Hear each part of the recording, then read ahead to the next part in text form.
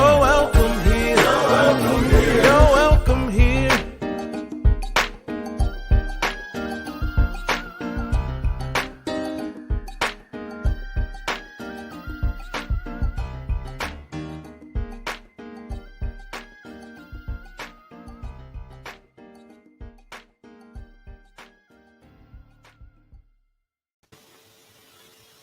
Bam!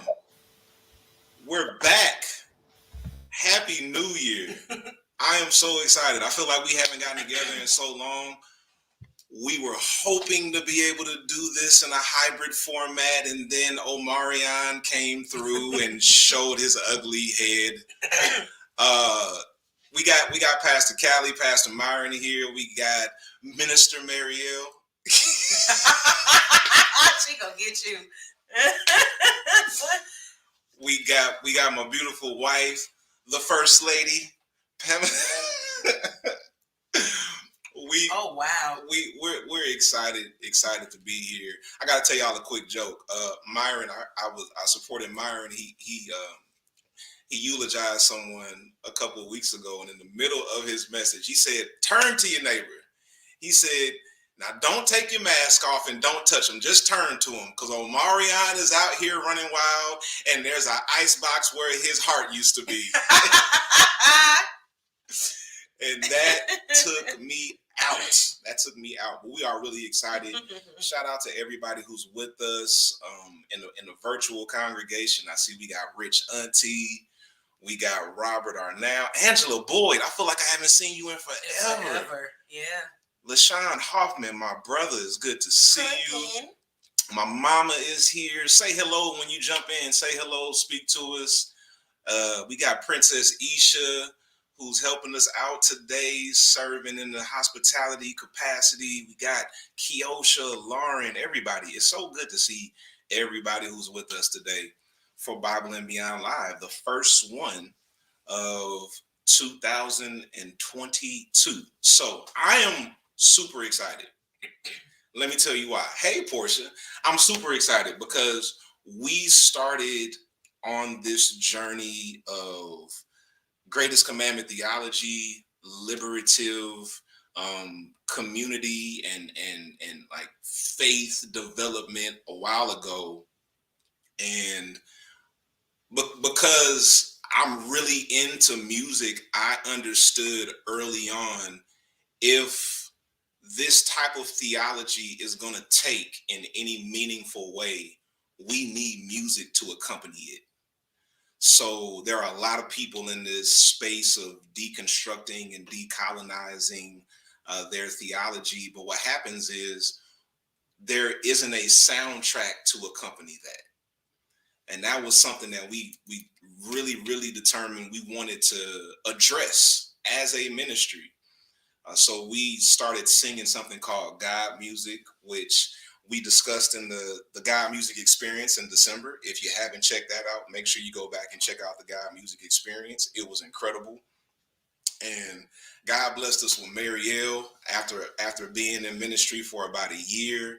And she brought her musical talents and gifts into the ministry. And we said, we're going to put out some music for mass consumption. So I need you to do me a favor. I need you to share this. And I need you to tag some people who you know would appreciate some God music. Because in just a moment, we are going to premiere the first song from our God Music project.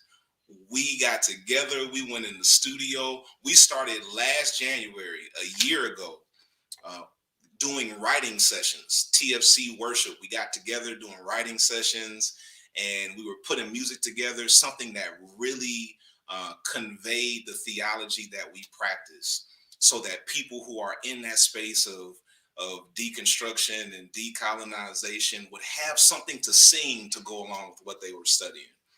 And one of the songs that we wrote is this song called The Promised Land. I was the lead writer on that song. The way we approached it was, whoever wrote something, they would bring that in, and then together we would kind of workshop whatever that person conceptualized. So I conceptualized this song called The Promised Land. And there are so many angles to the story behind this song. But the part that I really want to hone in on is this song is an ode to the songs that raised me. So y'all know how much I love my father. If you don't know, you'll find out real quick. And my dad's favorite song growing up was Guide Me, O Thou Great Jehovah, Pilgrim Through This Barren Land. And it was a meter hymn, so it was no beat. He would sing the lyrics, and then the church would come back in and repeat the lyrics call and response. Absolutely. And in writing music for this new way of thinking, I thought to myself, that song still applies. Like when you think about the lyrics, it still applies. So we got together, we got in the studio. I did not write the song with the intention of leading it. And we got in the studio, and Marielle is always telling me what to do. And she said, "Oh, you got to lead this." And I said, "No, I'm not leading this. I just wrote it." She's like, "Oh, no, you leading it." And like, they told me to get on the mic in the studio, like right there on the spot, and we had to figure it out. But I'm so excited. We're going to premiere it right now. So turn it all the way up. This is The Promised Land. It is going to be on your music platforms by the end of this month. But we wanted to make sure that TFC had the opportunity to hear it before the rest of the world. So we're going to do like a little reaction video. So we're going to give you the Promised Land music, and the four of us will hang out and we'll all experience it together. So I want to introduce to you TFC Worship. Our first single from the God Music Project is called The Promised Land. And I also say this, people are probably going to call this song I Gotta Go. Because you know how we do. We call it by the lyrics. Yeah, we call it by the lyric that we remember the most. So it's called The Promised Land, but you'll probably refer to it as I Gotta Go. We need to put I Gotta Go in parentheses. Oh, we did. Let's go. I Gotta Go, The Promised Land.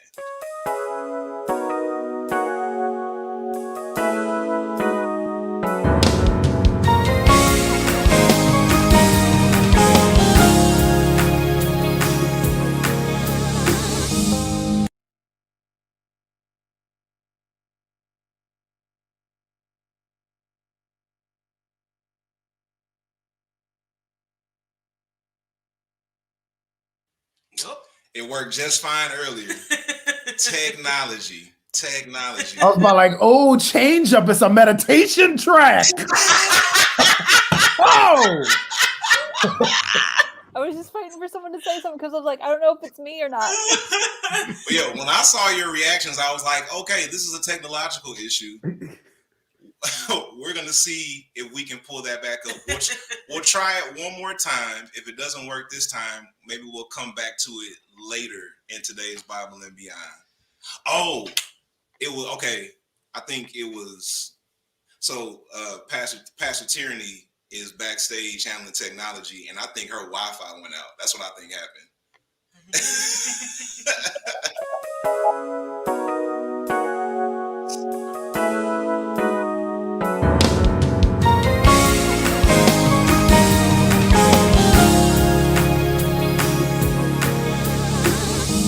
Guide me, O thou, great Jehovah, pilgrim through this barren land. I am weak, but thou art mighty. Hold me with thy powerful hand, and I will follow you to the promised land. I will follow you to the promised land, to a place where we'll all be free in beloved community. I gotta go, to a place that is unknown. In my heart it feels like home. I can feel it in my bones, where I can feel your spirit and I can still be human. Whoa, I gotta go.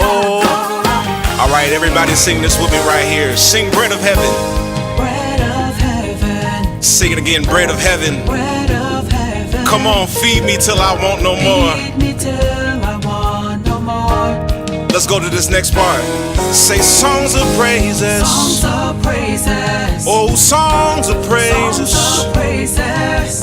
I will ever give to thee. Come on, sing. I will follow you. I will follow you to the promised land. I will follow you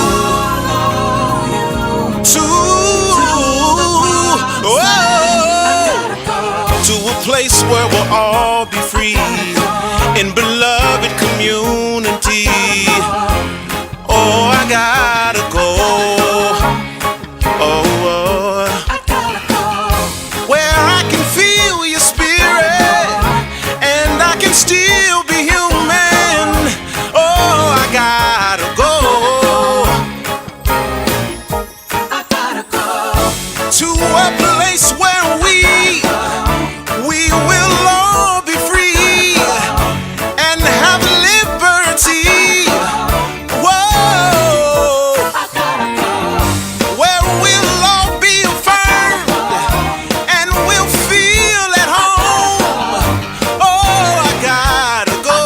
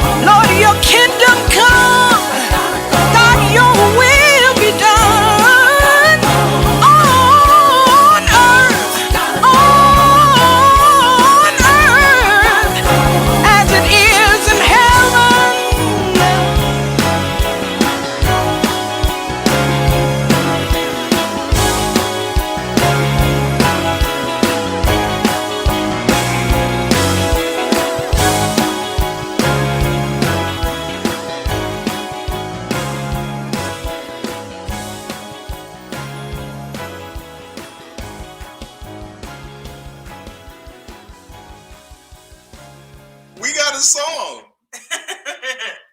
We got a song, y'all. Real life song. Wow, that was amazing. That was fire for real. Like that We got a bass line is song. just giving me life, like the whole time through that bass line. Yes. Yeah. Yes. Listen, We got a song. when Jocelyn go, I was like, it blesses me. Right. And she right. does it twice just to show you I meant to do that. Just like, if you didn't get it the first time, let me give it to you again. Okay? Right. She called all the church kids when she came in. Yes. Yeah. I'm so proud. I'm so proud. We do a lot at TFC with a very skinny operation, y'all. Like, you know, we're still an upstart church. We're in our fourth year of ministry. We just celebrated 3 years in August. So like, this is just like so cool. It's so amazing. This is just the beginning. Like we've written at least 8 songs. That's just the first one. So we plan to release our whole project by the end of the year. But you'll get that single on your music platforms. I'm so happy. I'm so happy. Shout out to everybody who participated in it. Those background vocals you heard, that was all Marielle. That that was all Marielle. All of that was all her. It's just, yeah. I'm just grateful. Let's pray as we transition, because I got to find a way to get out of that so I can get into the session today, because I'm just like so happy. So let's pray as we go into our time together today. God, we thank you for growth. We thank you for vision, and then we thank you for resources to execute that vision. We thank you for this space where we can bring our whole selves. We don't have to operate in shame or try to put on any mask about who we are, but we can bring our whole selves to you and know that you will accept us as we are, as we continue to learn how to best love ourselves, love our neighbors, and love you. We thank you for bringing us into this new year and this time together. We thank you for what we'll experience here today. We pray that you would not only encourage and enthuse us in this time, but also challenge and convict us in this time as well. We thank you. We bless you. It's in the name of the Creator, in the name of the Christ, and in the name of the Keeper that we pray. Amen. Okay, fancy. Whew, you know, I got that one. I got that revelation, and holy smokes, listening to other people pray and all the names they say. Yes. So there's more coming. There's more coming. That's a perfect opportunity right there to say, hey, if you go on to Givelify, there is an envelope for God music to help fund this project. This is not. We can't do this for free. We got people to pay to get this stuff done. So please support that. We wanted you to actually hear something before we started really asking you to give towards the project. We wanted you to see we're committed to making it happen so that you have some music to listen to when you're riding around, when you're cleaning up. And I'm telling you, that's just the tip of the iceberg. So, all right. So it's Bible and Beyond Live. Brand new year. So we're starting off with a series called Start New, Start With You. And today, to frame our discussion today, we're talking on a topic called Name It and Claim It. We'll get into that in just a moment. Personally, y'all, I'm not really a big fan of pithy New Year phrases. Like that's not my thing. I really feel like they're kind of corny. So, you know, we decided to start with this series, and I was writing out, you know, what I wanted to discuss today. And I wrote out, you know, we're starting new in 22. And then I said it out loud, and I was like, oh, God, it's a pithy New Year's phrase. And here you are. On accident. I wasn't even trying. But I did want to drive a point home. As we talk about starting new, first of all, we want to emphasize that it's about starting with ourselves, right? Our relationship with God begins with God's love for us. In response to God's love for us, we're challenged to love ourselves. we're challenged to love what God loves. So God loves us, so then we love ourselves. And then we can project that love onto our neighbors. And that is the essence of how we love God back. So if we're going to grow, if we're going to evolve, if we're going to become better, higher versions of ourselves, we have to start by looking at ourselves. And that's what we're going to do throughout the month of January. You're going to hear from Pastor Callie during this month. You're going to hear from Pastor Tyranny during this month. It's going to be an incredible time. I want to make sure, though, that we understand this is not about setting new resolutions on how you can be a different you. No, we just want you to enhance the you that already exists. And that comes through growth. And I want to point out something that Pastor Callie wrote in the latest blog post from TFC's Greatest Hits that really blessed me. Yeah, Callie said, the fad with resolutions sets us up to believe that there's something wrong with us, that we're not enough, not healthy enough, not skinny enough, not balanced enough, not well-read enough, not outdoorsy enough, not organized enough. Resolutions tend to highlight deficits society would have us believe that we have, pressuring us to do something better. You are enough. So you got to check out TFC's Greatest Hits if you haven't. There's some amazing content. And that's a snippet from the blog that Callie just wrote that we released. So since we're in the new year, and we're not talking about resolutions, but really how are we setting our intentions for the new year? I want to start there and give everybody an opportunity here on the screen and in the virtual congregation. If you'll share, what are your new or renewed intentions for 2022? Some stuff is brand new, and some stuff we're renewing. We're recommitting to certain things. Callie said it this way in the blog. She said, what are you recommitting to this year? What qualities are you going to nurture? Hobbies you're going to pick back up to help you feel alive? I love the way she frames that. And since, Callie helped to frame that, Callie, I want to start with you. What are your intentions for 2022? Yeah, I think for me, my intentions are like maybe my recommitments are just really recommitting to things that give me joy. So getting into the kitchen more because I love to cook. Anybody who's friends with me on Facebook, like you'll see pictures that I post sometimes. Like I love getting in the kitchen and cooking. I love cooking for Haley. I love spending time with Haley. And then also spending some time outside reading and just also committing to continuing to do things that challenge me to become a better ally in different spaces. So those are things that's like, all of those things are important to me year round. And it's just saying like, this is stuff that I really want to continue to dig into, because I think especially coming off the holidays, like it's really easy to feel just like burnt out, especially if you have to put a lot of emotional energy in with family and whatnot. So for me, January is more of like I can kind of come back to myself for a moment. And not necessarily try to be a version of myself that, social media wants me to be or like whatever that is. And that's a whole nother conversation. But that's really it for me, like spending time outside because I love that, in cooking, which I do all the time anyways. So. Yes, Callie Cooks. In case you guys have not followed Callie her Cooks on Facebook, Callie Cooks. Pamela, what are your renewed intentions? Are you gonna cook something this year? I want the big piece of chicken. You know what? The disrespect in the year of our Lord 2022. We are 8 days in. Pamela, you just come on over to my place for dinner. Like I got you. At least I'm consistent. And I have done the most. I did the most cooking last year, and along the lines of with what Callie said, I am really have this newfound.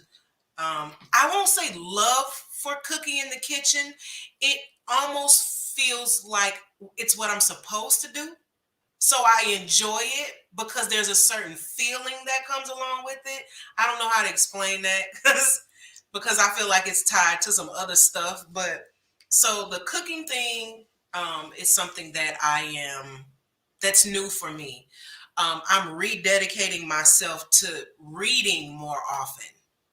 Like, I love to read, and I just got so busy and so overwhelmed, and would read halfway and then pick up another book and read it halfway, so I'm recommitting myself to that, and also being more focused on my business, like my business. Mine. So yeah, that's the biggest thing for me. That and family. Mm. Family. Yeah. Present and future. So Yeah. that's where I am on that. Yeah. With the recommittals are more than the new things. Mm-hmm. Mm-hmm. And again, just to reinforce based on what Pamela and Callie have said, this isn't about fixing something that's broken about you. Mm. It's about just recommitting yourself to the things that make you come alive. Autumn said in the chat, where did Autumn say it? Being committed to myself first. Mm-hmm. Yes, being committed to myself first. Josh said, I'm recommitting to my professional and spiritual labor of working out my faith and what it means now. I think all of us are constantly doing that, particularly in this space. Marielle, what about you? What are your intentions? So last year I had a word for the year, and it was authentic. And so I'm recommitting to that, of being a consistent pursuer of authenticity, because I realized that a lot of other people's expectations and all these things had me creating versions of myself that were not myself. And so I'm not rediscovering myself. I'm actually discovering myself, and so that has been something that I'm just going to keep carrying on. Something new is being more committed to allowing people to be community for me. I have struggled with that. I can be community for everybody else. But there's something about allowing people to be community for me. And I realize a lot of the goals that I'm setting for this year, I'm going to need community to encourage me, uplift me, correct me, like just whatever that is, just to hold me accountable, to make sure I'm pursuing that. So one of those things is trying to record some original music. Y'all, there's that. And then the other thing for me too is going to seminary in the fall. So I definitely need community around that. And people have been so incredibly encouraging that there are times I don't feel worthy of that type of love and affirmation, but leaning into that, yes, I am, and it's okay. And people, they want to love you, and that's okay. So just those two things is being authentic and allowing people to be community for me. That's all I got. That's beautiful and exciting at the same time. The world needs some music from Marielle. So we look forward to supporting you in community as you do all of those things. Myron, what about you? Well, I'm so glad Marielle said that, because I too am trying to record some original music. My first single is on the way, and I'm so grateful to God for it. And it wouldn't have happened if y'all didn't let me do that solo last month at church. I wouldn't have known that's what I needed to do. So I'm just grateful for that. So thank y'all. And that's all I want to say. No, I really do want to say something for real this time. I think I am recommitting to exercise. And you're like, oh boy, that sounds like everybody's standard New Year's thing. But I realized when I was in the throes of writing a master's thesis and all that kind of jazz, that walking, that morning walk, that getting out in nature, walking the dog really kind of gave me a framework and a reference, and really just gave me the brain power necessary to get the work done. And so because I've taken on more academic challenges, I'm gonna need more brain power. And so I'm gonna get back out there and walk and and I used to be to the point where at work, even during lunch, I would go run and walk on the treadmill, walk around campus for a little bit. That quickly stopped. But we will pick it up again and see if we can get that same type of motivation and energy and brain power going again, because we got some stuff to put out into the world. And it may not be original music, but it is some type of revelation and idea to push people forward. So let's do that same thing. I love it. Everybody look out for Myron's single coming out later this year. It's heavy at the top. Beautiful. What was it from the Five Heartbeats? It's lonely at the top. Lonely It's at the lonely at the top. Yep. Lonely at the top. Absolutely. Portia said that her intention is to be more mindful about finances, paying more, all of that. Yes. Stockpile. Yes. Downgrade on superfluous spending. I always have a hard time saying that word. And building her credit. Absolutely. That's good. I think my mom had some stuff in there. So, speaking Spanish. Nice. I love it. Mm-hmm. Lauren said intentional about organizing work. Lauren, I'm right there with you. Restructuring is my intention for this year. I believe God is going to do some amazing things in my life personally, in our life corporately, and in the life of TFC as a whole.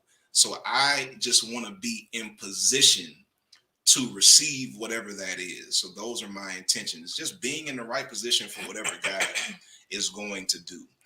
Now, an important aspect to all of this when it comes to being in the right position is understanding how our emotional health is connected to our spiritual health.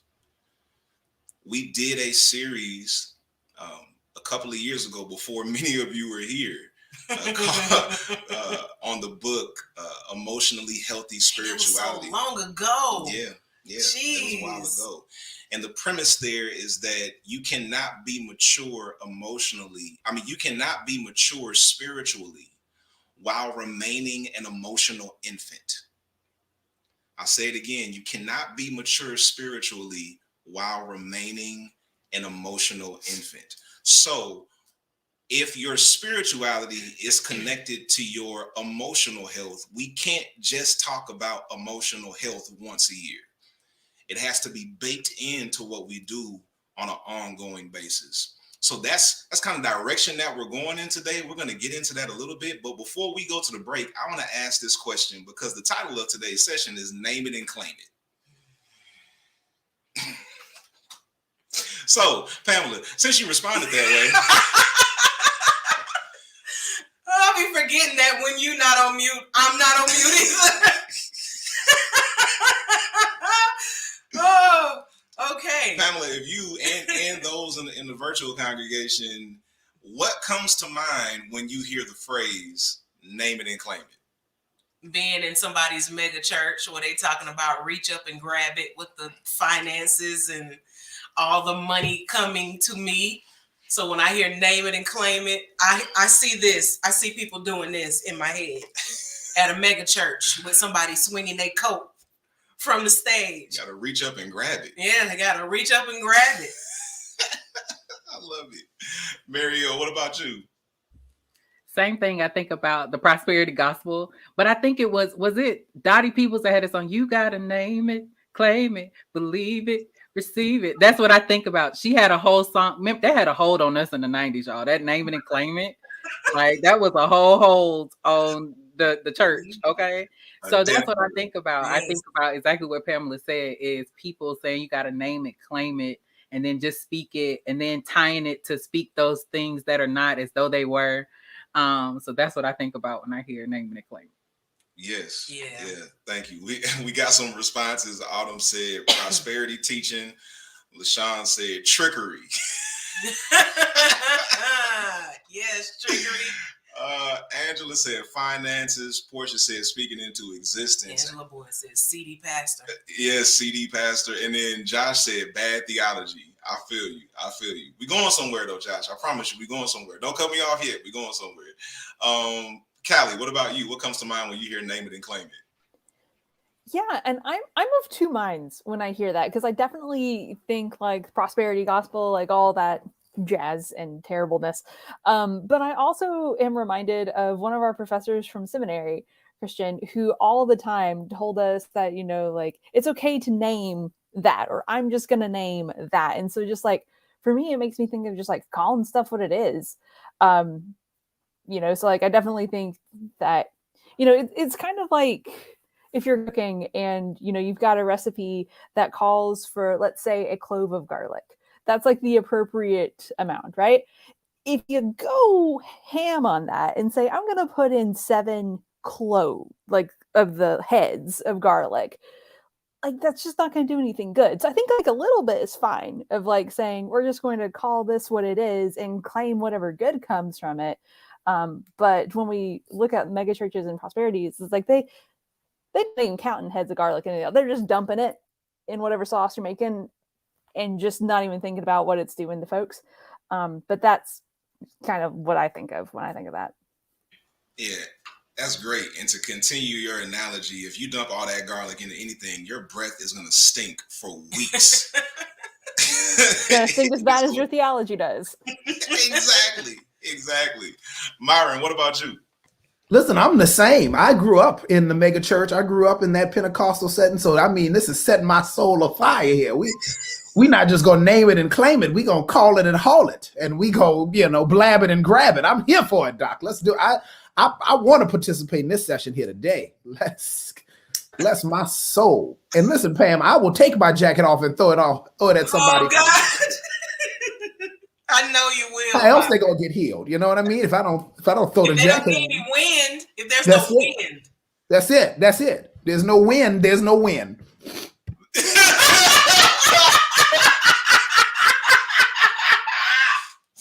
Listen, I'm taking a sabbatical in July. Somebody's gonna have to keep an eye on Myron. Marielle, you're gonna have to. Because if I come back from sabbatical and see videos of Myron doing this with his jacket, Myron. Yes.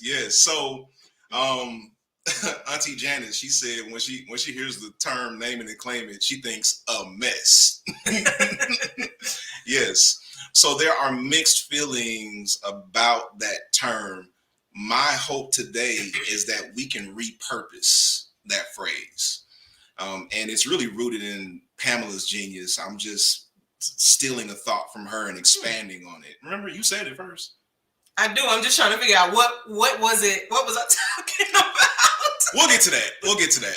But first, let's take this break. We're going to do the top 3 in the offering, and then we'll come back and talk about how we can repurpose this phrase. Let me find out Pamela is the televangelist in this family. Hold on. I've been hanging out with the wrong person.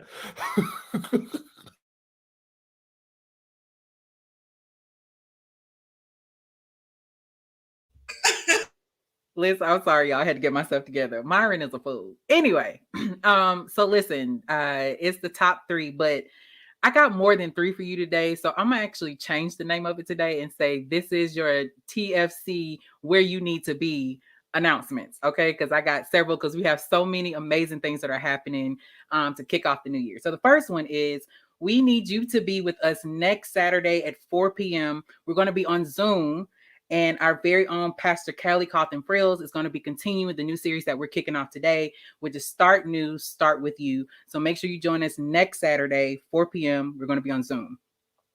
The next place we need for you to be is to join us on Tuesday, January 11th at 7 p.m. because Holy Smokes Connection group gathering is going down. Okay, so make sure you register for that on Facebook, or you can do on Zoom. If you're confused and don't know where to go, slide in our DMs. We'll make sure we get you set and taken care of, and make sure you get registered. The next place we need for you to be is with us on Sunday, January 16th at 7 p.m. Why? Because the Faith and Film Watch Party is going down next Sunday, January 16th at 7 p.m. So we have officially announced what the film is going to be for January. If y'all can give me a drum roll in the comments, the film for January is going to be The Devil Wears Prada.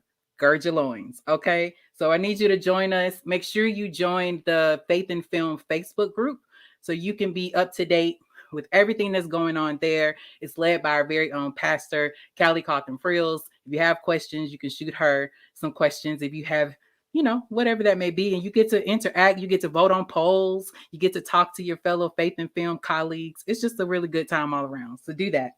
In case you did not know, we have two amazing podcasts that are associated with the faith community. The first one is Holy Smokes, which is basically the brainchild of our lead pastor, Bishop Kristian A. Smith. And then the other one is Let's Talk About Sex, our very own Pastor Tierney A. Jordan. She is the host for that particular podcast. We need you to listen to these podcasts on all major podcast platforms. We need you to rate, review. We need you to share it. We need you to subscribe to it. We need you to send some different episodes to family and friends, because y'all, I'm telling y'all, it's been amazing. You want to check that out. Last but certainly not least, so here at the faith community, we practice the greatest commandment theology. And part of the greatest commandment theology is that we love our neighbors as ourselves. And so a part of loving you is to make sure that you are safe. So the leadership team has decided that we are suspending in-person service for this month. But we will still be worshiping. Y'all know what I say. We may be scattered, but we will still be gathered to have worship together on Saturday, January 22nd at 4 p.m. We'll be live on Facebook. We'll be live on YouTube.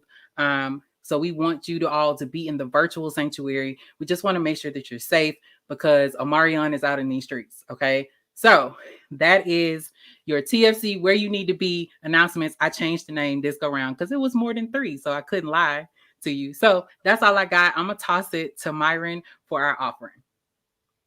All right, folks, it is offering time. This is our very first offering for the year of 2022. I always like to tell a joke or a funny story before that sounds very televangelist-like. I realized that I'm not going to tell a joke or a funny story. We just going to do the offering. It's time to give. Remember the ministry of the faith community. If you have been blessed by what God is doing here at TFC, we ask you to go ahead and bless TFC. Of course, we have done great things as it relates to the special offerings you have done in the past. That's why we're able to broadcast so clearly, and we've got the materials and things we need to do that. But we want you to give to TFC so that we can move forward, so that we can expand our platform and do so much more. There are several ways for you to give at TFC. The first one is on Givelify. In the words of Reverend Bean, you can just tap, give. You can set up recurring giving on there. We ask you to do that. You can give via Cash App. You just put that cash tag in and then TFC ATL. You can give via PayPal. You can give online at thefaithcommunity.org/give. And then, of course, you can always write a check to the faith community. We will deposit that check. Make sure it clears. Glory to Jesus. So that we can give into the ministry of the faith community. We really want you to give. We want you to be a part of the giving here at the faith community because really, this is not my church. This is not Kristian's church. This is our church. It's a community. We are building this thing up together, and I can't tell you how many people are being blessed by this ministry and blessed by what you give. So we give in a special way here at the faith community. We have got an giving confession that we do. So if you would go ahead and put that giving confession up on the screen, we are going to say it together. It says, come on, y'all ready? I want y'all to say it with me, really, wherever you are. It says, I don't give out of guilt or obligation. I give out of gratitude for what God has given me. I give because I believe in what God is doing through this community for me and others. I give because I believe that it will come back to me, good measure, pressed down, shaken together, and running over. I am loved, accepted, and affirmed here based on who I am and not what I have. So, folks, thank you for giving to the faith community. Give, be blessed, and I'm going to toss it right back to you, Kristian Smith. And I also give because I want to hear more God music. Yes, God, yes. I had a joke, but I eliminated it because I thought it sounded very televangelist-y. And I was like, I hadn't already talked about televangelists too many times on this broadcast here today. We ain't doing that. But we all know that you're a televangelist at heart. That's why you went to college. You've been a televangelist. Yeah, sure did. Sure did. That's what I majored in. You're the only person I know got a degree in televangelism. All right. So, yeah, please, everybody, continue to give and support the work that we're doing. Now, let's get back into this name it and claim it. Many of us have already expressed how we were introduced to that phrase. And for many of us, it was all negative. For some of us, it's mixed feelings, right? So wherever you are in that spectrum, that's cool. What I want to challenge us to do today is repurpose that phrase to tie it to how we engage our emotional health. So, as you were talking about your intentions and your recommitments for 2022, I want to invite you to add this to your intentions. Regardless of who you are, regardless of what you have going on, this applies to all of us. I want us to set our intentions this way by saying in 2022, I'm naming and claiming my emotions. Type it in the chat. I am naming and claiming my emotions. You cannot be spiritually healthy if you remain an emotional infant. So we are going to talk today about what it looks like as we grow spiritually to name and claim our emotions along that journey. Now, emotions can be a complex topic. You know, people have mixed feelings when we start talking about emotions. So I just want to go ahead and put that out there and just kind of see where everybody is. Like, how does it make you feel when someone says to you or someone else, you're being emotional? How does that make you feel? And it looks like Marielle is ready, and then we're gonna come to Pamela. So I feel two different things. As a woman, it's frustrating because I can have genuine concern about something and someone will tell me, oh, you're just being emotional. So it feels like a write-off. But then there's another side of me where when someone tells me that I'm being emotional about something, it reminds me that I'm invested in something or someone, that I genuinely care about them. So that phrase has been used as a negative connotation, but then also at the same time reminds me to check my emotions or check how I'm seeing something or how I'm going about something or engaging with someone, or maybe I'm not seeing the whole picture because I'm caught up in my perspective about something just because I'm very invested in it. So I feel both those ways when I hear, you're being emotional about whatever. Yeah, that's fair. That's fair. And Angela said she feels judged. Dewan said it makes his skin crawl. Josh said it's condescending. Portia said it irks my soul. And then Angela said it makes her feel like she's wrong. And Pamela is ready to share something. She had it on her heart brewing. No, it's I honestly wish that we would stop saying that. Because most of the time we're saying it real close to an insult. It's real condescending. When we're talking and we're expressing how something is making us feel, or we're reacting to something that has happened and somebody says you're being really emotional, I always think to myself, what does that mean? And what is it that you're trying, what's the message you're trying to send me when you say to me that I'm being emotional? What does that mean? So for me, it is it's condescending because it could mean anything. So if I'm being emotional and there's something like a barrier that's happening in our communication, then pinpoint to me what it is that's causing the barrier in our communication. So you could say something like, I could tell this is really upsetting you. I could tell this is really making you angry. I could tell you appear to be such and such. But that phrase of you're being really emotional is insulting. That's the way we use it. We haven't framed that phrase in a way that's positive. We've used it as ammunition against people when they are expressing how they feel. We tell them that they're being emotional. It's condescending. I wish we would stop doing it. And it's dismissive too. I don't like it. Right. Yeah, and that's what Isha just said. Oh yeah, right there. yeah. Isha said it's cold. It's a cold word for overreacting. Mm-hmm. Portia said it's gaslighting. Auntie Janet said it feels like it's belittling. All of that. Callie, what about you? Yeah, I think to that litany that everyone has listed and how we view this phrase negatively, I would add it's incredibly manipulative. Because what someone is saying when they're saying, hey, you're being emotional, they're really saying, you're not reacting the way that I think you should. So it's a way to manipulate that person to try and get them to act a different way when their emotional response is probably normal for whatever the context is. So in the times that it's been said to me personally, like it has been typically in a manipulative way. So no warm fuzzy feelings towards this one, no mixed emotions towards this phrase. You don't have a positive spin on this one? I mean, I think we can make it more positive, but in the context that I've been when it's been said to me, no, I got nothing. Oh, I agree. I totally agree. Yeah. Myron, what about you? You know, coming from like a guy's perspective, it's been used as an insult. Oh yeah. Right? Oh, you're being emotional. And it's usually an epithet in front of it or behind it, right? Saying, blank, blank, you being emotional, right? And it's the idea that men don't have emotions and you're not supposed to show those emotions as men. So stop using your emotions and coloring whatever situation you're in with emotion. And so it's really been an insulting phrase.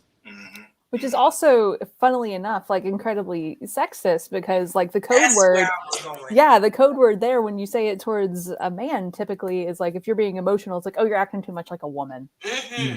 Right? Which there are lots of layers we could go there. That's where I was going, Callie. Whenever usually when it's passed between men, it's an insult, and it's like a direct insult to me because it's the equivalent for me of telling a guy or a little boy to stop acting like a girl. Yeah. So this phrase is not positive by any stretch of the imagination. I agree with what everyone has said. The problem with the phrase is that it discredits the fact that we are emotional creatures. Humans are emotional creatures. It doesn't matter your gender, your biological framework. It doesn't matter your culture, your race, your age. Humans are emotional creatures. So if you're ever in a place where you're denying your emotions, you are thereby denying your humanity. That's why this is so important to this conversation on starting new and our spiritual health. If you deny your emotions, you deny your humanity. So I would encourage all of us, if you ever use that phrase, to discontinue it because it's dismissive, and it's dismissive of an individual's humanity. The challenge in being spiritually and emotionally healthy is not to avoid being emotional, but to not be controlled by your emotions. There is no way to not be emotional. The challenge for our growth and our development is how do we keep from being controlled by the emotions that naturally come with our humanity. Because you will be controlled by your emotions, whether you avoid them or wallow in them. A lot of people try to avoid their emotions, and when you avoid them, they control you. And then other people will wallow in them. When you wallow in them, they control you. So the challenge is, how can we name the emotions that we feel? How can we identify them and say, okay, I'm naming this emotion. This is what I feel. I'm naming it. And then I'm going to claim it as my own. This is not anybody else's emotion. This is my emotion. This is what I am feeling. And I have the agency and the responsibility to process this emotion that I am feeling. Go ahead. I just wanted to add on to what you were saying about you can either address it or deny it. Actually, when you deny the emotion, you cause yourself to have to do more work. Because if you're sad and you don't sit with the sadness, whatever you do to try to distract yourself is going to be work. So even denying the emotion just compounds the emotions, because it takes emotion to stay in denial.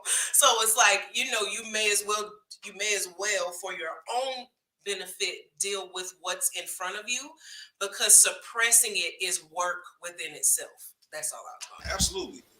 If you do the work of avoiding conflict, that is necessary conflict. If you do the work of avoiding uncomfortable conversations, you are being controlled by your emotions, because you don't want to have the feeling associated with that difficult, uncomfortable conversation or engagement.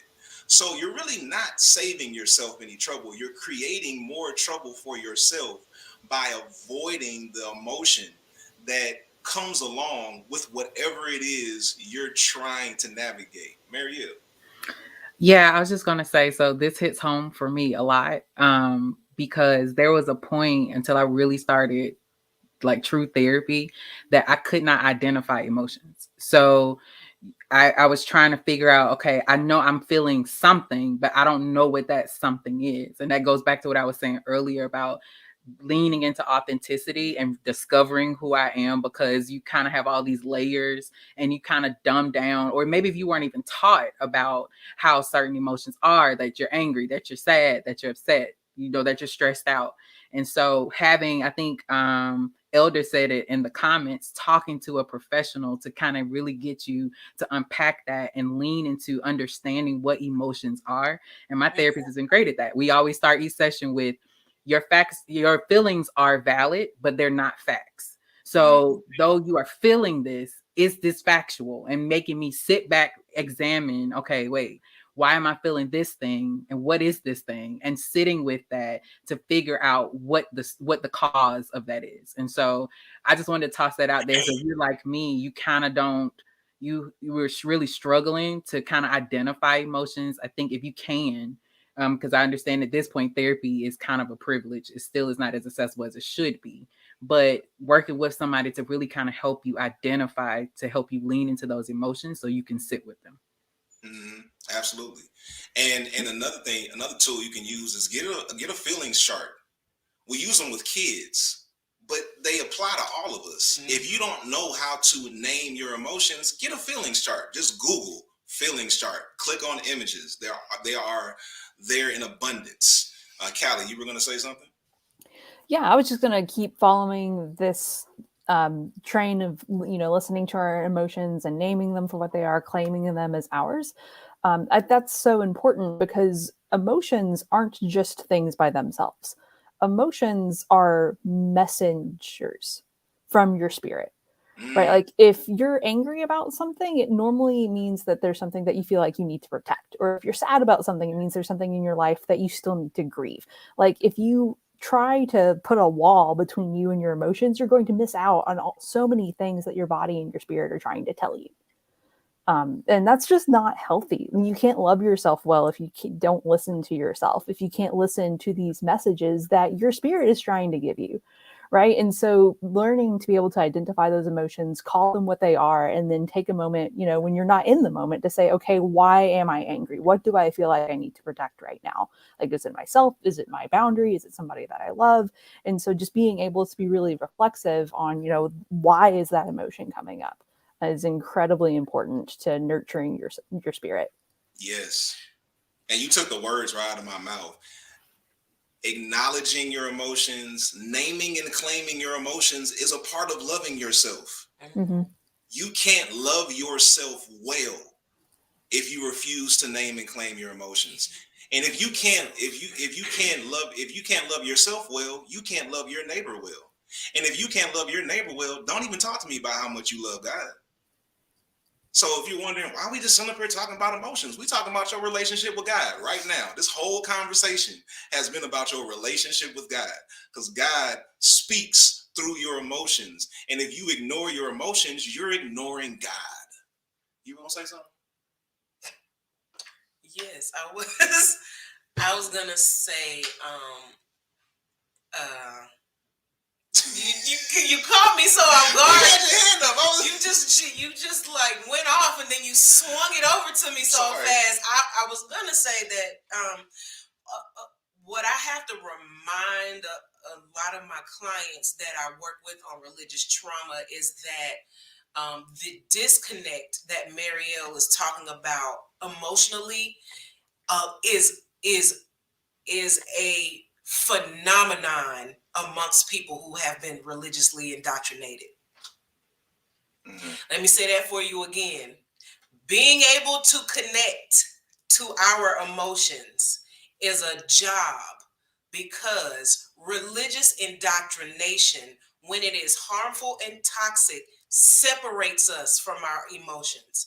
It separates us from our humanity, and it turns the part of us that is emotional into a performance type of thing. So we get in spaces where we're told on command how to respond to things, and we're prompted to respond to things a certain way. We're made to feel guilty and shameful when we don't emotionally respond to things a certain way. When we have human emotions like sadness and fear and anger, we are told to pray about those. Or if we stay in that too long, we're allowing the spirit of whatever people want to call it to take over. And it is a way of separating people from their emotions. And I won't get into why I think we do that when we indoctrinate, why I think we separate people in that way. But I always have to remind my clients that there's nothing wrong with you if you don't know what to call that feeling. Because being able to get in touch with your feelings and understand what they are and where they come from and give them a name takes work.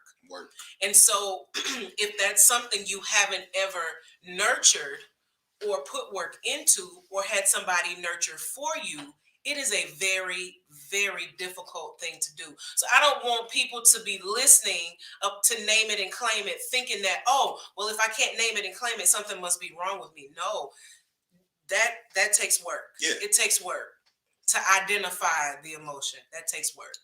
Thank you for bringing that up. This is not just I'm gonna name it and it's over type of situation.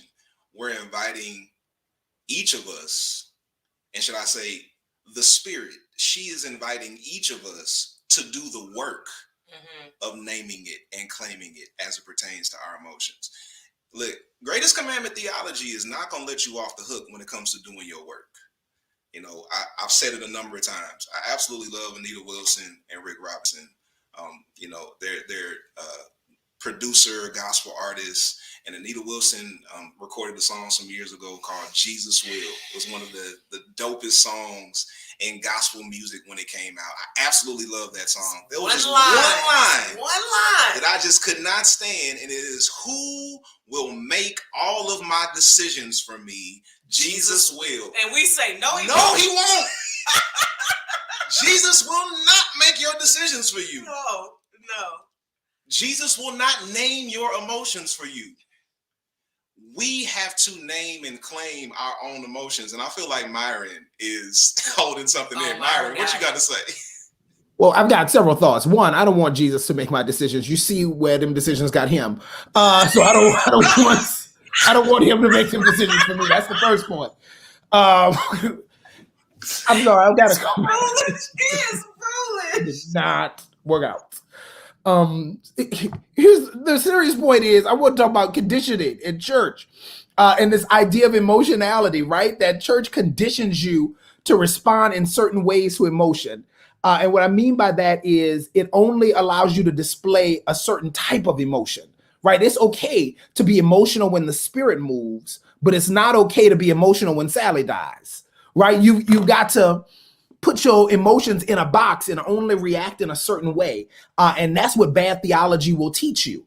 It will teach you to limit your own humanity and put it in this box because this is the box that humanity must operate in. And if it doesn't go this way, it's not the right way. So that was the serious thing I wanted to say. I shouldn't have started with the I think that just took all the power away.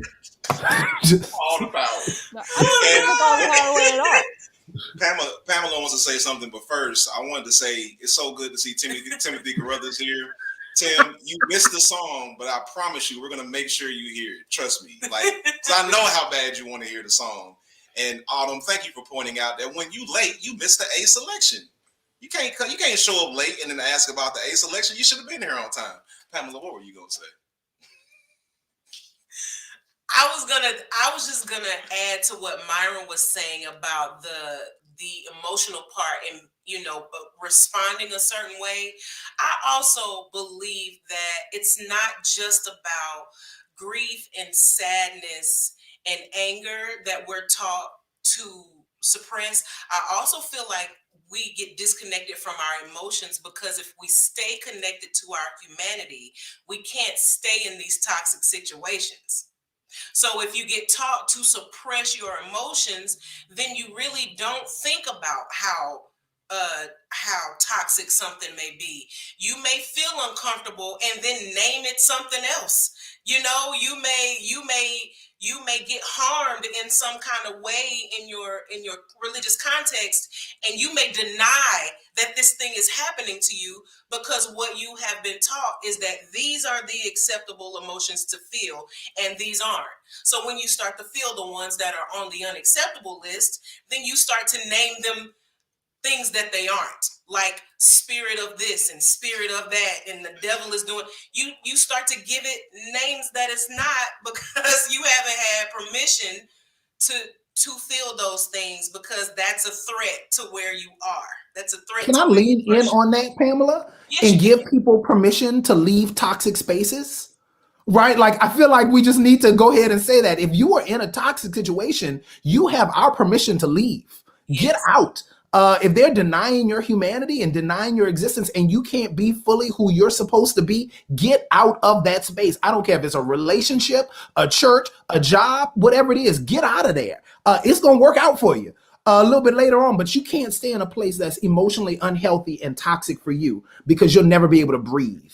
And that's slowly going to suffocate the life out of you, and you'll be a shell of yourself if you continue to stay in those places. So I just want to give people permission to get out of there. Yeah, and that's where you start inflicting harm on other folk, because you are feeling that.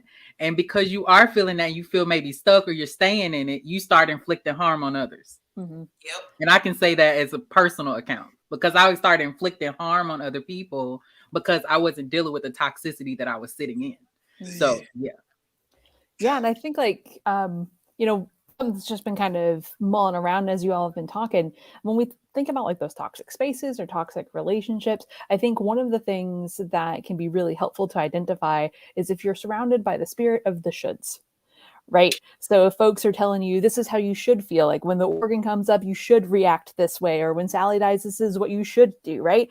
Like, so for me, like, again, I'm not into resolutions or whatnot, but in 2022, I just want to encourage folks to like not shit on yourself. As crass as that sounds, because let's face it, when people are shooting you, it's really just shit. Like, don't let yourself get into that and don't tolerate it in your own life. So give yourself a little bit of grace. But if you see the spirit of the shoulds going out, it's like, I'm not going to hang out for this BS. Yeah. It's like when you do the work of naming and claiming your emotions, you take responsibility for your own emotions. And in doing so, you invite others to do the same. So you recognize, this is how I feel in this moment, but I'm not going to require somebody else to feel the same way that I feel. I had to learn that because of how I'm emotionally wired. I'm not as, what's the word you would use? Don't look at me like that. I can be a bit cold sometimes, right? I can bounce back from stuff real easy. So he doesn't have feelings. Don't say that. That defeats the whole purpose of today's lesson. I'm only kidding.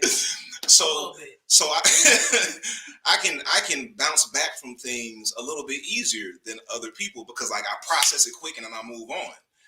So I have to name and claim that for myself, but I can't then project onto somebody else. Well, because I responded to this thing the way that I did, you should respond the same way.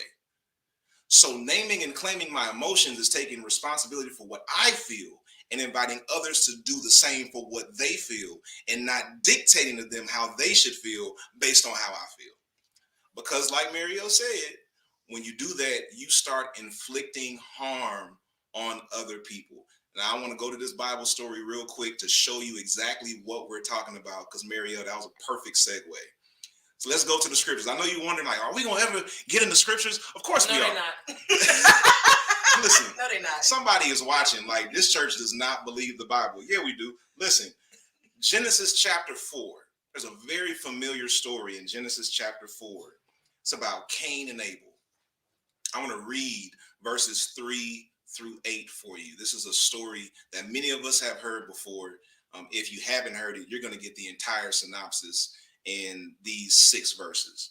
So it says, Genesis chapter 4, verses 3 through 8. And I believe I'm reading from the Common English Bible. It says, sometime later, Cain presented an offering to the Lord from the land's crops, while Abel presented his flock's oldest offspring with their fat. The Lord looked favorably on Abel and his sacrifice, but didn't look favorably on Cain and his sacrifice. Cain became very angry and looked resentful. The Lord said to Cain, "Why are you angry? And why do you look so resentful? If you do the right thing, won't you be accepted? But if you don't do the right thing, sin will be waiting at the door, ready to strike. It will entice you, but you must rule over it." Very next verse. Cain said to his brother Abel, "Let's go out to the field."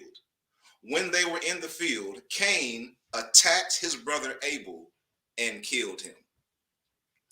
So before I go any further, I want to address this right here. And I was going to ask a question, but we don't have time to dig into this question, so I just want to address it.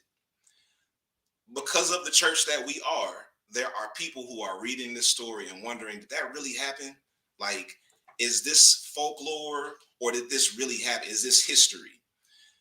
Regardless of how you take in this story, whether you believe it actually happened or you think it's allegory or folklore, it does not impact the message and the life lesson that you can learn from the story.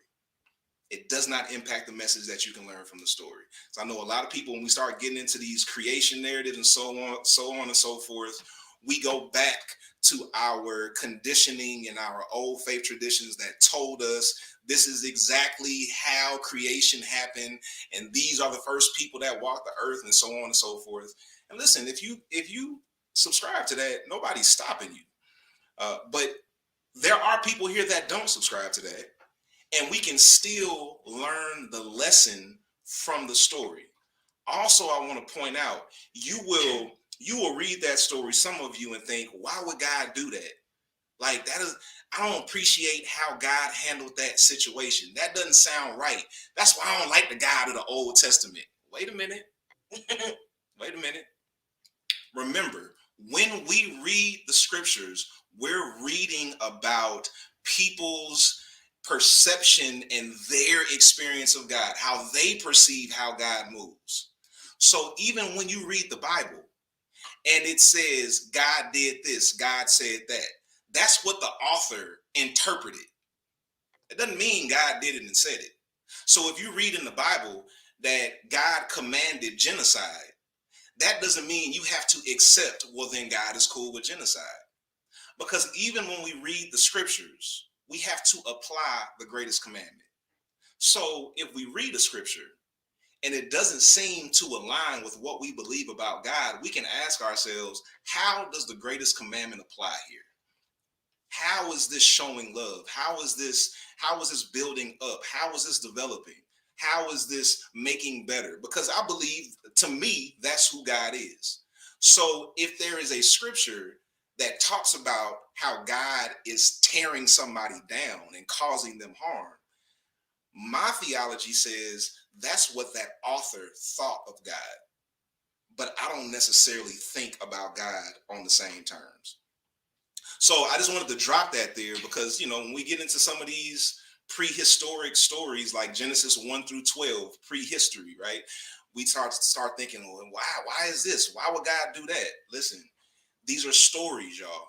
They're important stories, but they're stories nonetheless. We have our stories with God too, which is why we have to keep writing, which is why we have to keep speaking, which is why we have to stay engaged in conversation with each other. We believe that the Bible is important here at TFC, but we're in relationship with the Bible. We don't worship it. All right. So Cain and Abel. All right. I just wanted to establish that. We didn't have time to really get into a conversation about that. So Cain offers something to God. Abel offers something else. Abel's is accepted. Cain's offering is not accepted. And then the text says that Cain felt some emotions. Somebody type in the chat, if you have your scripture pulled up, what emotions does the text say Cain felt? Who can answer that? What emotions does the text say that? Let's identify some emotions. Resentment, anger, and anger. Yeah, mine says anger. I've got the NRSV. Okay. Anger and resentment. Okay. Now, here's the question. Cain has this encounter with God, according to the narrator of the story. And it says that he was angry and resentful. Who is Cain feeling his emotions towards? God. Yeah, God. He feels rejected. He feels rejected by God. Does the story ever say that Cain named his emotions? Does Cain ever take responsibility for his emotions? Can somebody go back and look at that again? Did Cain ever take responsibility for his emotions? No.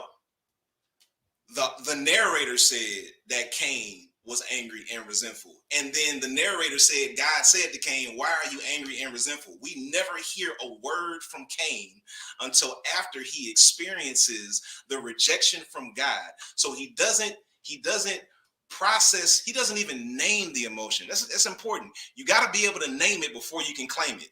You can't claim something you can't name. So Cain does not name his emotion. He does not claim his emotion. He is upset because he feels rejected by God. And the very next thing he does is he kills his brother because God rejected him, according to the story. This is what happens when we don't take responsibility and accountability for how we feel. Cain felt rejected by God. And instead of taking it up with God because of how he perceived the dynamics of his relationship with God, he took it out on his brother and killed him. How many times have we felt emotions towards someone, but the dynamics of those relationships didn't make us feel comfortable addressing that emotion with the person that put us in that position? So we found the easiest target and took it out on them. How many relationships have we killed? How many opportunities have we killed? How many dreams have we killed? By not naming and claiming the emotions that we feel. And then, like Mariel said earlier, we cause harm to other people because we won't do our own work. I'm about sick of you today. You put your hand up. I'm sick of you today. That's where I was gonna go about the relationship dynamic. And if I can add to that just a little, that is a very realistic perspective. The power dynamic in relationships is a very real perspective. Yeah. And so you can't always have that conversation with the person who's in authority over you. You may not even feel like you have the power to. The agency. Like it's going to matter if you have that conversation with the person that is the source of your discomfort and your hurt. You may not be in that type of power dynamic. However, that does not stop you from naming and claiming what's yours. I have to do this work with families and children. And I do, when I was doing community-based mental health and I was going in and out of people's houses and working with them and their children, and the children would have legitimate issues with their parents' parenting style would be harmful. But as the child, they can't go and say to the parent, you don't know what you're doing, you don't, whatever the case may be. So I spent a whole lot of time working on skills to work through whatever the children were feeling. And then separately worked with the parent, because that dynamic between me and the parent was a little bit more even than the kid and the parent. So that feeling of powerlessness when you are with somebody who's of an authority over you is a real feeling. It's very valid, but it is not an excuse to not claim your stuff. That's all I want to say. And you said it well. Callie? Yeah, I just wanted to hop in here because in reading Cain and Abel's story, like I really resonate with Cain a lot, particularly with like how I grew up in religious spaces and whatnot, to really just like talk about, again, back to the shoulds, like you weren't ever supposed to get angry at God, right? Like that was a huge no-no in my growing up experience. And so I wonder how often we hurt the people that we love because we don't take our anger to God. And just for anybody watching today, like you're allowed to get mad at God. God can handle it. And if you need a biblical example of that, read through the Psalms. Like that's what we're going to do next week. But like, seriously, get work on that. Like the psalmist gets real angry and directs all of it at God and like screaming at God, why have you forsaken me? And if the biblical writers get to do that, so do you. So that, like, if you needed some permission, like there it is. Like you can take your anger to God. That's good. Kat. Yes, you can. That's good. Yes, you can. I'm not going to say you should, because I don't want to should all over people, but it might be beneficial if you take your anger to God, if you're angry with God. As Isha just said, God can handle our anger. So here it is. Tim said he know why he mad at God. I think it has something to do with singing. I'm going to just go out on a limb. This is it might be. So this is where I want to leave this. Oh, I'm sorry. Go ahead, Miriam. Sorry, I just wanted to throw this in real quickly. I think what this story recently has illustrated for me of how important the right community is, because when you're not able to identify emotions, I always think about where were their parents. Because if anybody who had engaged with God and knew what God expected and had disappointed God at some point, they could have helped him navigate through those emotions, and they were nowhere to be found. So he might not have even inflicted harm on his brother had the right community been surrounding him to tell him you're messing up. That's not the way to go. So I always see that in the text. Where were their parents to really give them some guidance on unpacking those emotions? So that's all I got. That's good. And that's why we call you Minister Marielle. That's good. Myron, did you want to drop anything before we go to our close?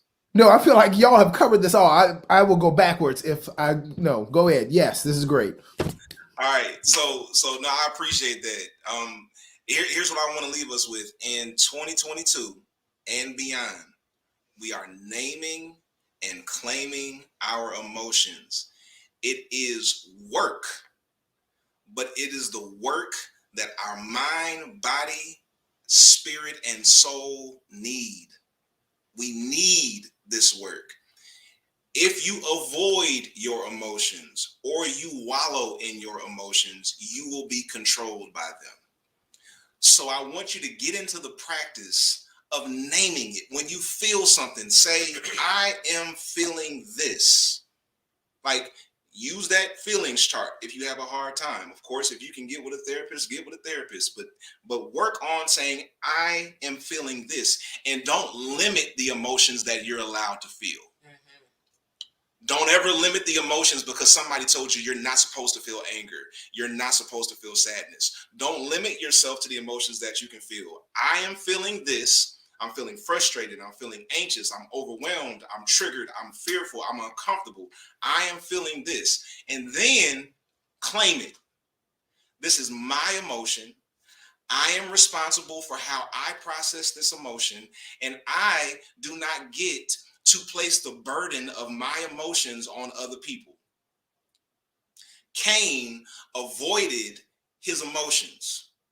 He didn't name it, he didn't claim it, and then he placed the burden of what he was avoiding on his brother. So the next time you feel yourself getting anxious, overwhelmed, fearful, triggered, resentful, angry, uncomfortable, frustrated, etc., name it and claim it. You gonna say something? Yeah, I was also gonna say, if you can, try to figure out where it's coming from. Cause what you will find out is a lot of stuff that you feel and a lot of the triggering that happens to you isn't new. It's not something that's happening in real time. It's old stuff. And because it went unresolved, the next time it shows up, you just experience the same emotion as if you're back in that original situation. So if you can, spend a little time with it. Writing it out helps. Talking it out helps. Name it, claim it, and if you can, try to figure out where that comes from.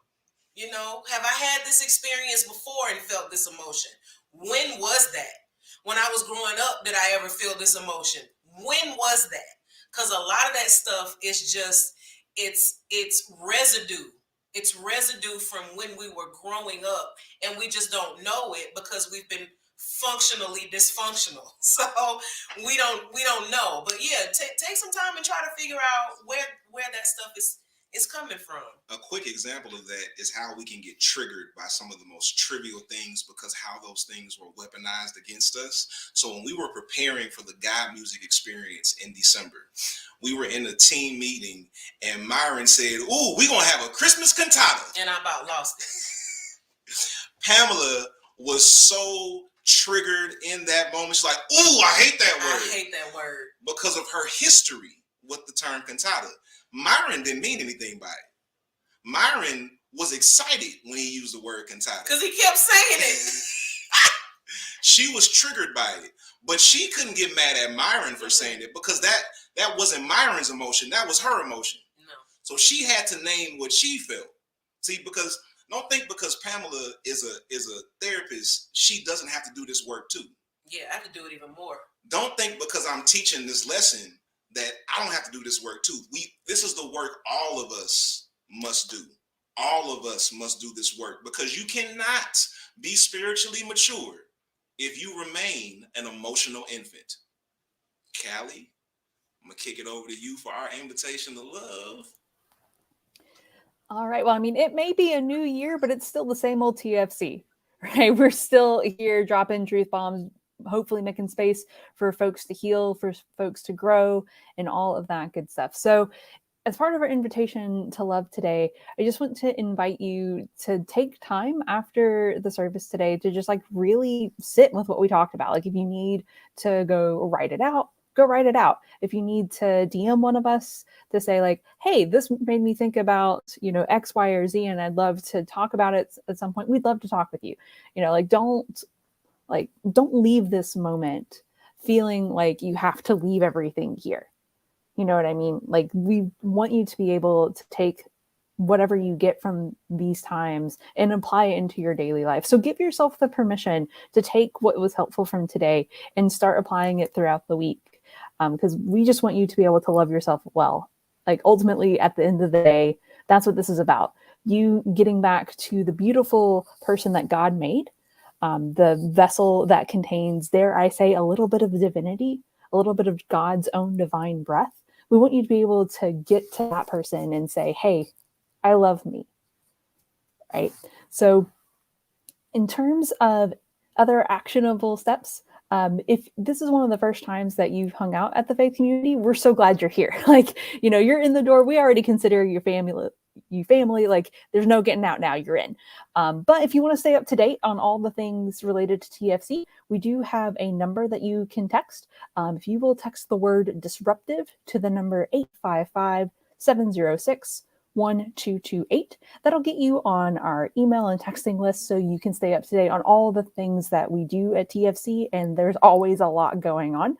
You'll also, in that, the only thing you're committing to is a conversation. You'll get a phone call from someone on our hospitality team, probably Mama Tony, just to learn a little bit more about the church. And so we can learn a little bit more about you and how we can best minister to you. If you've been hanging out at TFC for a while now and really want to make this place your church home, we're super excited about that. So to do that a little bit more formally, there's a link in the chat. It takes all of 60 seconds to fill out. It's our membership form where, again, we get to learn a little bit more about like what you're passionate about. If there are any ways that you want to serve in the church, we want to give you the opportunity to do that. But that's what that form will allow you to become an official member of TFC with a little bit more access to like leadership opportunities and things like that. But that's it for our invitation to love today. And then I believe I'm kicking it back over to Kristian or Myron to pray us out. Yeah, I want to end on the same note that we started. I want to end on the same note that we started. We're going to do our benediction with the promised land. And just the song. We're not doing the reaction video this time. But I really hope that Timothy Carruthers is here. Yes, Timothy is here. We're going to close out Bible and Beyond Live the same way we started it. This song is dedicated to Timothy Carruthers. It's called The Promised Land. Get ready, get ready, get ready. We'll see y'all next time. Lord, thank you so much for this time. Thank you for how you've spoken to us. Help us to name it and claim it as we go through this year, naming our emotions, claiming our emotions, and we will follow you to the promised land. Amen. Let's go. Tim, I love you.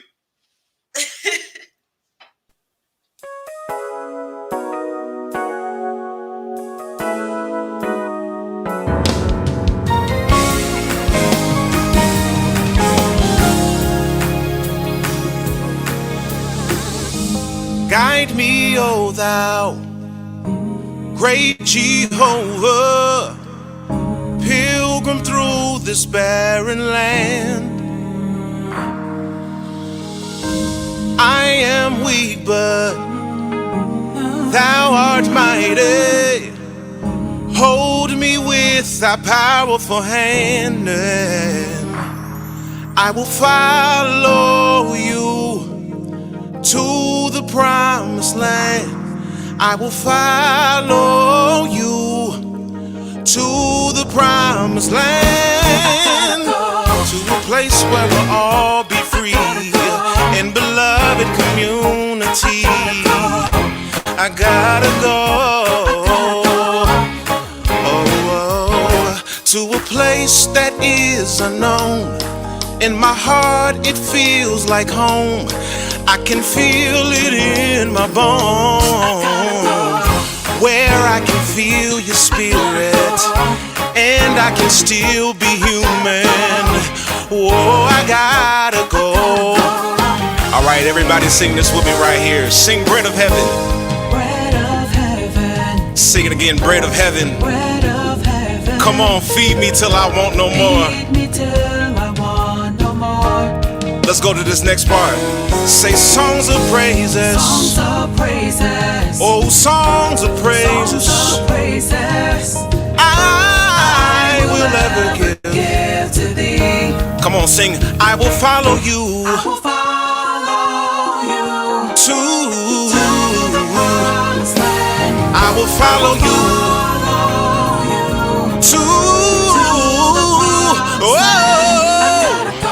to a place where we'll all be free in beloved community.